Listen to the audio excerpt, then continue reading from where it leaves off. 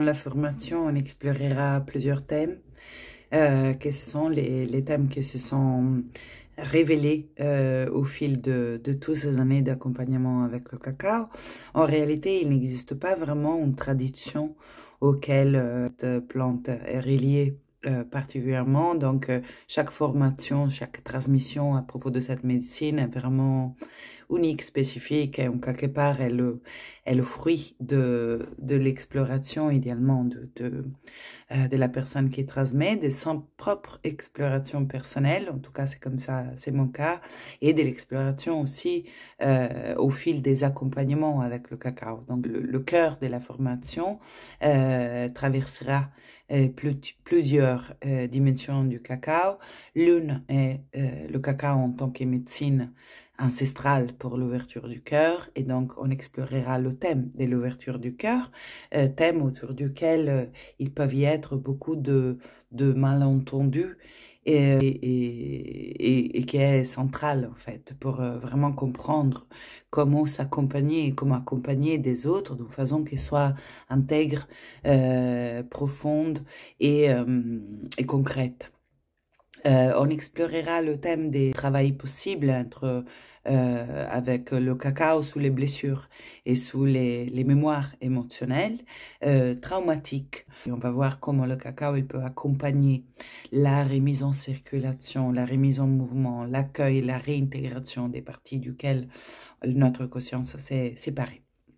On explorera le cacao et les sous-personnalités. Nous sommes composés de plusieurs personnages à l'intérieur et on va voir comment on peut s'accompagner et accompagner pour la mise en lumière et la connaissance en fait de ces différentes facettes de notre être dont l'intégration est un aspect fondamental en fait du fonctionnement harmonieux, on va dire, de notre intériorité.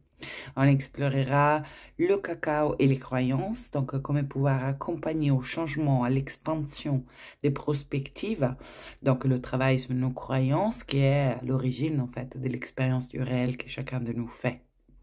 On verra donc le lien entre le cacao et le pouvoir créateur, comment on peut voyager avec le cacao pour une prise de conscience plus intégrée de notre pouvoir créateur, de notre nature inhéremment créatrice.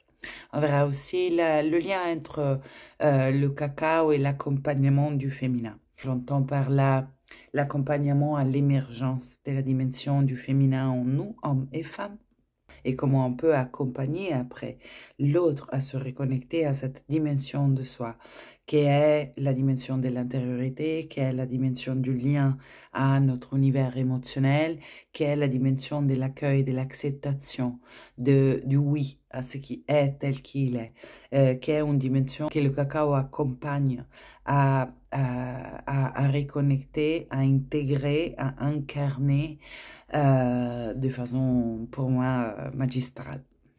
On verra enfin le lien entre le cacao et le chamanisme. Alors, les cérémonies que j'anime, qui connaissent mes accompagnements, sait qu'elles sont beaucoup tentées souvent de cette dimension. Le chamanisme s'est présenté dans ma vie bien avant que j'avais la possibilité de lui donner cet nom. De me référer à une tradition spirituelle. Donc, il y a eu des expériences spontanées que je pense effectivement sont accessibles à tous les êtres humains et pas qu'à des élus qui ont reçu des initiations particulières.